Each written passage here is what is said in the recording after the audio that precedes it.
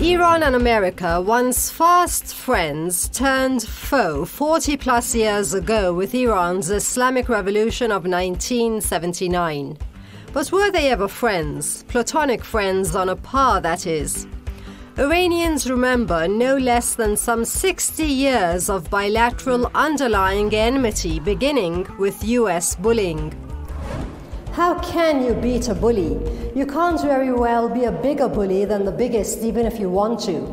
And that's partly why Iran was pulled towards an anti-imperialist revolution, and till today has resistance at the top of its agenda. But what made Iranians suspect America all those years ago before the revolution? And can a Democrat such as Biden make a difference all these decades later to unlock closed doors and open a path for talks between Iran and the US? I'm Leila Faramarzi, and you're watching Iran Today.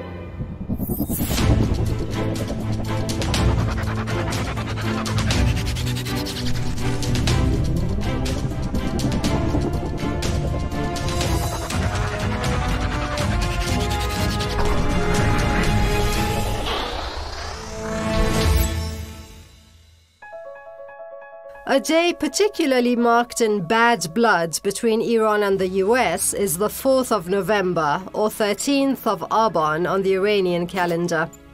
This year it coincided with the 3rd of November, but it has been no less eventful. It is still the anniversary of Students' Day and the US Embassy takeover in Iran. And in the US, it's marked Election Day, after debates between a highly controversial Republican and a level-headed Democrat. Mr. Sadatian is a US-Iran affairs expert. It was a pleasure to hear him at Press TV studios. Iranians have never fully trusted the US and its policies, even before the revolution. Why so? Pessimism vis-à-vis the US is mainly rooted in the 1953 coup against the Mossadegh government. Until that event, or up to World War II, the US was not much involved in colonialism, externally, as it had realized colonialist projects internally. But after that, it gradually found a black image in the countries where it interfered. The Iran issue is a case in point, as the Americans were duped by the Britons into getting involved with the 1953 coup. Many related events followed, including Nixon's visit to Tehran and the death of Iranian students. That, along with similar incidents, made Iranians pessimistic about the Americans. I've also another US-Iran expert here with the right brain cells for a logical analysis of interstate relations. That would be Mr. Abolfat. The Islamic Republic of Iran took great strides to reach an understanding.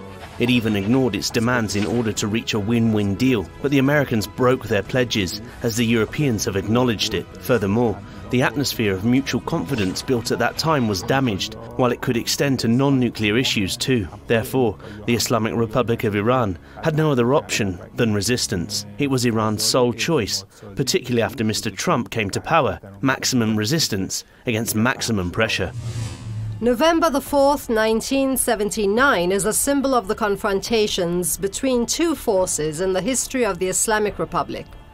The founder of the Islamic Republic, Imam Khomeini, was exiled to Turkey on November the 4th, 1964, for protesting the Shah's affiliations. Dozens of Iranian students were killed on November the 4th, 1978, before the revolution, in protest to US affiliations at home.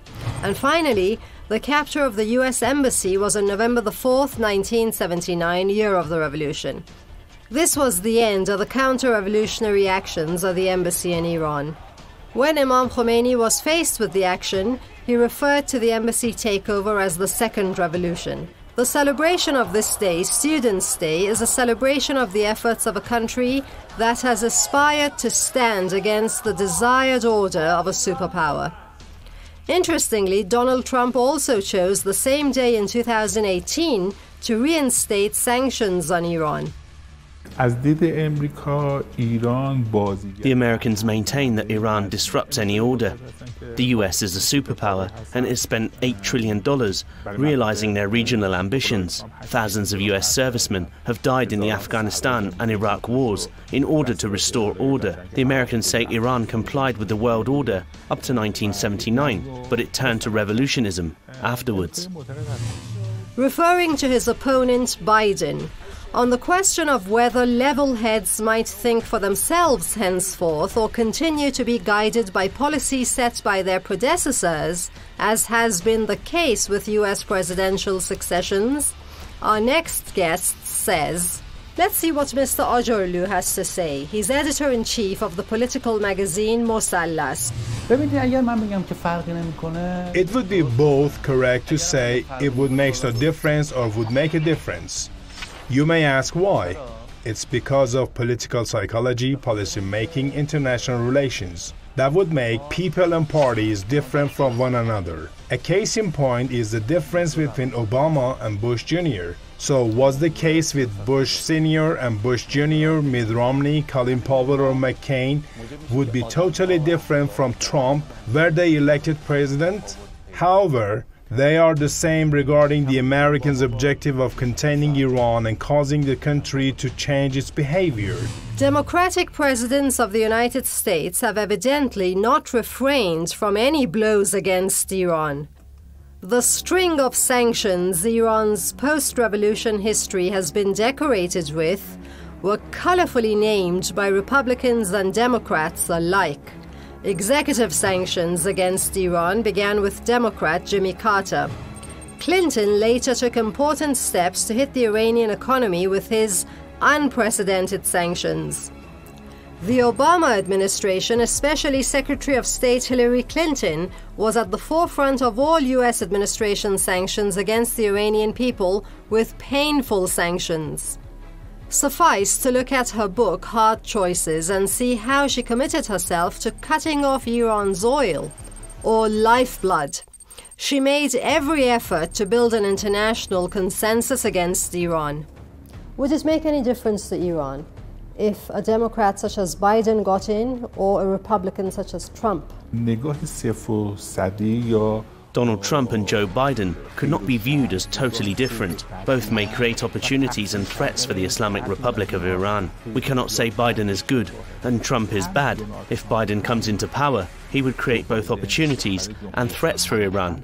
So is the case with Trump. If he's re-elected, the current sanctions will continue to remain in effect. However, Trump would also create some opportunities for Iran without really meaning it. Therefore, we cannot say this one is good and that one is bad. We must not forget that in the 8 years of Obama's presidency, Joe Biden was the first vice president. In fact, the sanctions Trump reinstated against Iran were mostly imposed by the Democratic administration. But with Trump re-elected, things could get a lot uglier than the economic war on Iran, which is sanctions. We are resisting here while Trump continues to stick with his policy of applying maximum pressure on Iran. That may lead to military confrontation. If it happens, it would create tensions in the region. Some nations are trying to prevent such confrontation, but Trump has shown in practice that he will continue with his policy if he wins the election. It's a wonder how the U.S. administration has gotten its people to believe the pursuit of Iran and wars on West Asia are worth the trillions of dollars it's spent. Regarding Iran, Mr. Biden will continue the path of trying for talks and playing the sanctions game, according to Mr. Sadatian. If Mr. Biden is elected, Democrats would opt for multilateralism in regional talks with Iran. But Mr. Trump would resort to bullying and force to impose his own views on the Islamic Republic. But Iran has so far resisted and refused to buckle down.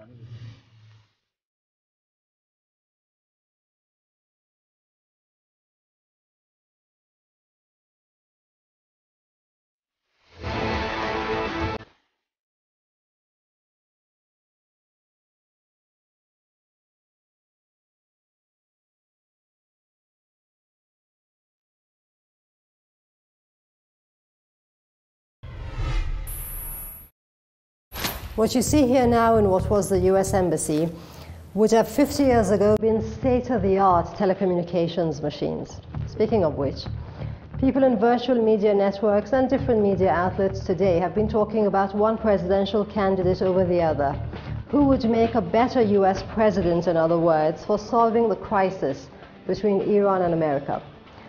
Iranian politicians, however, believe it makes no difference whether a Democrat or Republican are in power in America, because US foreign policy makers don't understand the importance of Iran in the region and try to control it. They still try to control it, and this is a policy shared by Democrats and Republicans.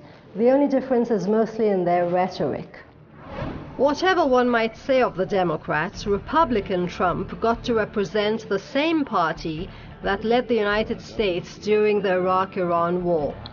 We do know that Reagan, US president at the time, did not withhold any assistance to Iraq and against the Iranian people. It is now clear that the United States knew at the time about Iraq's chemical arsenal and Saddam's intent to use it, and even knew where the targets were. At the same time, the United States attacked Iranian ships in the Persian Gulf dozens of times. The US's foreign policy relies on two pillars: building consensus and stirring intimidation. Some US administrations, like the Trump administration, are focused on intimidation. He believes that the US's economic power would make the world obey its orders. He doesn't care about the world's reactions. He's assured that foreign companies would not cooperate with Iran. That is the intimidating aspect of US foreign policy. If we assume Biden to be willing to continue Obama's policy, the US would turn to consensus building once more. He will join global coalitions, improve ties with the European Union, and make efforts to satisfy China and Russia. So the Europeans, the good thing about it is they don't want an absolute breakdown in Iran. One reason why the Europeans are defending Iran's cause is that if Iran is weakened too much to reach implosion, a power vacuum would be created, which would cause chaos and repeat Iraqi and Syrian scenarios in Iran. The consequences would be very much heavier than earlier thought. Mr. Salimi Namin is a historian with an interestingly different but convincing understanding of occurrences to what I'd learned before. We were a nation with empty hands, but we pinned down the Americans. Before the Islamic Revolution, we had no arms. But after this nation strengthened its determination to end the US hegemony, it succeeded. Today we are highly capable. We can overpower the US's most sophisticated weapons in the region and discredit the US technology. With such a potential, we can naturally resist the US bullying further. Should the US succeed in taming Iran, would it not be catastrophic for this region? I mean, it doesn't seem to be so obvious to our neighbors who are actually shaking hands with Israel today. The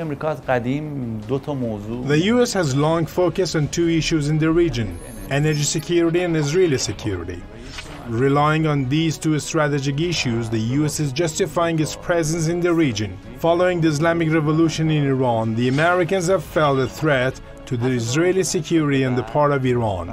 The Islamic Revolution accelerated the trend of revival of Palestinian ideals. It also revived Muslim dignity and independence. It also offered a new and reasonable interpretation of nationalism and territory. Going back to the earlier days of the Pahlavi Shah Mohammad Reza, a newly modernized developing country like Iran would have to choose a side between the Eastern and Western superpowers of the Cold War era. And while the Soviet Union merged nations into its ideological bloc, the US indirectly colonized them with the promise of sharing in economic prosperity. Even if not fairly in an equal partnership, with the US, sovereign borders would be respected. But our historian here decisively objects to what he sees as a delusion.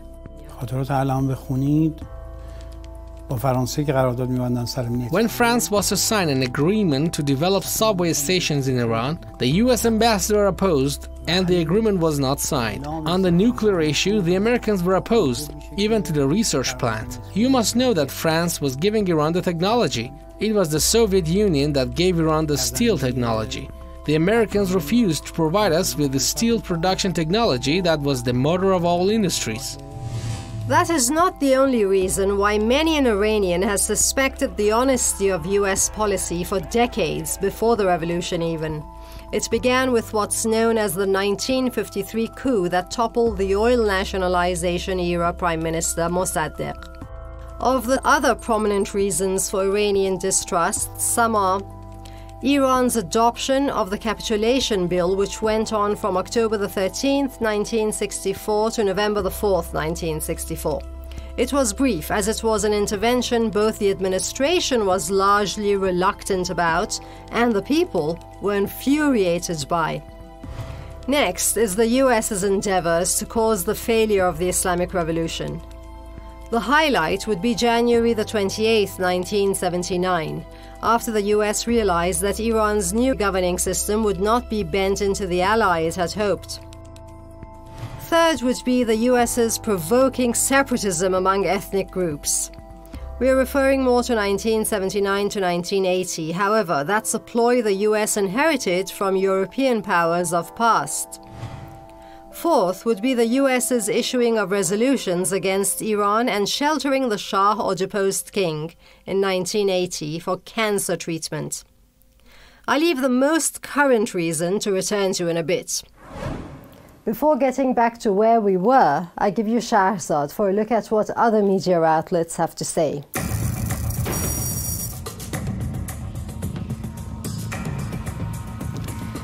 Hi, my name is Shahrzad and we'll be reviewing the latest update on Iran's successful resistance against the US's bullying. In an article by the Rusi, we witness Iran and the US, the long and arduous diplomatic road. Under severe economic pressure, the Iranian government is not about to collapse. To the contrary, having survived the worst of the US's maximum pressure attempts, it is showing a certain degree of confidence in its own resilience. Economic pressure is devastating in the long run, but Iran can live with it in the short term. Furthermore, Iran now sees China and Russia as providing it with a border strategic option, a prop to rely on at the UN, and a counterbalance to US and European pressure. It is true that Iran has remained in the JCPOA in the hope of fully restoring it. Still, there is a faction in Tehran, which is quite vocal in the parliament, that wants Iran to leave the JCPOA and even the Non-Proliferation Treaty. Furthermore, even among those who support the JCPOA, there is still significant worry about Biden. Their argument is just as Obama used his popularity with Europe and was more successful than Bush in increasing sanctions on Iran, Biden too can gain European support in isolating Iran. The Financial Tribune reports Tehran will not surrender to American demands. The United States' purpose is to impose its strategies and policies through pressure, but the Iranian nation will never surrender to US demands, a top general said. They want to bring Iran to the negotiating table, and the result of these negotiations has already been determined as Iran's surrender to the US, which is never in accordance with our country's morals, Chief of Staff of the Armed Forces Mohammad Bagheri said in a video conference in Tehran. By accepting the JCPOA, Iran compromised with the world and agreed to reduce part of its task to enjoy a reduction of sanctions. The whole world admits that Iran adhered to its commitments, but the US non-advidance complicated the affairs, Bagheri said. Iran waited for a year, but then adopted a policy of active resistance, according to the general, by focusing on self-sufficiency. Mehr News Agency claims Trump's insult will unite Iranians against US bullying. Calling Trump's insults as a sign of anger over the ineffectiveness of U.S. foreign policy, the chairman of Iran's Strategic Council on Foreign Relations said, such moves will make Iranians more united in resisting U.S. bullying. Kamal Kharazi made the remarks in reaction to the recent anti-Iran insults of the U.S. president, adding Trump's insulting words are a sign of his anger and dissatisfaction with the ineffectiveness of sanctions and the failure to achieve U.S. goals against Iran. Not only such ill-mannered behavior will never help the US to achieve its goals, but also it will make Iranian nation more united in the path of resisting US bullying and unilateralism, he said. The US has intended to bring Iran to its knees through imposing new sanctions and redoubled pressure, he said. He added, the main US policy towards Iran is the maximum pressure, that the result of which was US withdrawal from the JCPOA, reimposition of anti-Iran sanctions, and assassination of General Soleimani. That's all for this segment. We'll see you next week. The last reason I'm here to give for Iranian suspicion towards America is the US Embassy in Tehran, which appeared to be a center for espionage and conspiracy. We're talking the 1960s and 70s. That's what led to the embassy staffers being taken prisoner by students who had stormed the embassy. They were set free 444 days later on January the 21st, 1981, just hours after President Reagan delivered his inaugural address. This incident may be what cost Jimmy Carter a second term as president. So Iran may complain about the US interfering in its affairs before the revolution and trying to rein this country in since the revolution. But whatever policy the US adopts towards Iran reflects back on itself. Perhaps that is why America thinks or appears to think that Iran interfered with its 2020 elections. In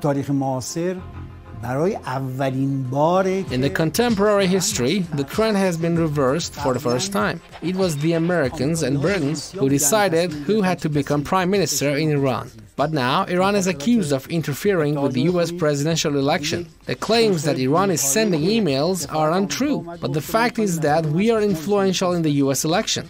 I mean that many of those who are fighting against racism in the US are inspired by the Islamic Revolution. Now I have spoken for reason for Iranian suspicion towards America. The Iranians, with their long history, are tolerant and understanding of political turbulence. But the Iraq-Iran war and how the US aided and abetted the aggressor Saddam Hussein against Iran are cause for hatred even.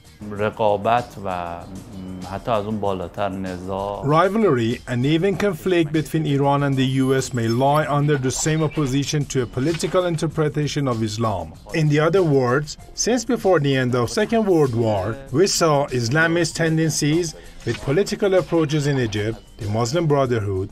We see it even during the constitutional revolution in Iran, Sayyid Jamal Asadabadi. A sort of return to self or religious revisionism was crystallized in the Islamic Revolution, and Imam Khomeini symbolized protests against the political, economic, and social system. US aggression aside, the lack of affinity between the two states is actually natural, going by the nature of Iran's political constitution post-revolution. This can be summarized in one aspect as follows. Iran's effort to become a free independent state based on the Republic and Islam versus US attempts to return Iran to being a country serving the West in any way possible. We're faced with the reality. The US does not like Iran as it is now. The US expects fundamental changes in Iran in order to allay its pressure. Mr. Pompeo has said on several occasions that Iran should become a normal nation. What they mean is something similar to pre-revolution Iran or some regional nations. Due to such problems, Iran's efforts to allay pressure have failed. And as long as it deems necessary, Iran just won't say yes to no resistance. After years of US sanctions, interference and espionage. In fact, the room behind me is where US diplomats held their secret meetings. Talking of sanctions, sanctions have in fact made Iranian rulership's rhetoric more decisive. They are now talking of industrial independence, not just from the West, but also from Iran's own oil economy. The economic blow that Iran suffered through the oil embargo, among other things, showed the Iranian authorities more and more that they must free the country's economy from dependence on one type of income. Iran once showed in facing Obama's sanctions that it can withstand such restrictions. On the other hand, Iran's self-reliance with this process can become a model for other countries. The US pressure campaign has not been successful. The Iranian economy has not collapsed. Iran's regional and defense policies have not changed. Iran's JCPOA approach has not changed either. Iran has even distanced itself from hazardous nuclear materials, but the Trump administration thinks differently, and its aides say the pressure campaign against Iran has been successful, and Iran is on the cusp of change. Iran's resistance caused an awakening among other regional states, and this turned into an axis of resistance. Thanks for watching. Do return to the box at the same times next week and each week after, as you never know what's going to be on. And don't forget to leave your comments and topic requests. Bye for now.